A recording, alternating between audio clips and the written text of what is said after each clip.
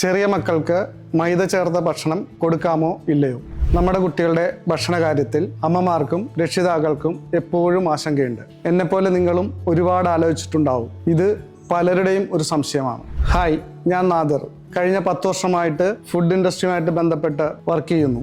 എൻ്റെ അനുഭവത്തിൽ നിന്നും മനസ്സിലാക്കിയ കാര്യങ്ങൾ ഞാൻ നിങ്ങളുമായി ഷെയർ ചെയ്യാം. പൊതുവേ നമ്മുടെ മക്കൾക്ക് ജങ്ക് ഫുഡുകളോടും മൈദ ചേരുവകളായ ആഹാര പദാർത്ഥങ്ങളോടാണ് കൂടുതൽ ഇഷ്ടം. ഇന്നത്തെ കാലഘട്ടത്തിൽ ഇവ പൂർണ്ണമായിട്ട് ഒഴിവാക്കുക എന്നത് അപ്രായോഗികമാണ്. പോഷകാഹാരം ബാലൻസ് ചെയ്യുക, അതായത് അവർക്കിഷ്ടമുള്ള ഭക്ഷണത്തിൻ്റെ അളവ് കുറച്ചുകൊണ്ട് പോഷകമൂല്യമുള്ള ഭക്ഷണം കൂടി ചേർത്ത് കൊടുക്കുക. ഒരു ഉദാഹരണം പറയാം. മൈദ ചേർത്തുണ്ടാക്കുന്ന ബ്രെഡ് എല്ലാവർക്കും ഇഷ്ടമാണ്. ഈ ബ്രെഡ് മാത്രം കൊടുക്കുന്നതിന് പകരം നമുക്കതിനെ ഹെൽത്തി സാൻഡ്വിച്ച് ആക്കി മാറ്റാം.